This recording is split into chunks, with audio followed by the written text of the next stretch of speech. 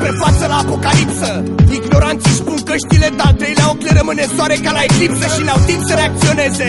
Cedric e gata să le injecteze în capilare fobia peste primordiale premergătoare cereze. Istoricii să-și noteze. În 2007 la microfon vine să explodeze cel mai capabil creier din istorie, cel mai probabil stocând miliarde de giga de metafore în memorie. Centra-i prezență notorie, ca orice alt oratorie, gata să controleze gloata pentru bani și glorie. Deci tu mari și coți sunt în căutare de mediu, perforând prin intermediul căștii și folosindu-ți creierul drept sediu. Psihiatrii n-au remediu la atâtea traume lăsate de cel mai violent asediu sub formă de flux verbal. Îți infectez mintea cu gânduri negre și-mi transform clalul într-un cuclux mental. Un lux letal, numai intenția de a mă provoca. Poți să-ți faci spate, nu faci față fizic sau vocal, căci numai teoretic mai am pus simțetic.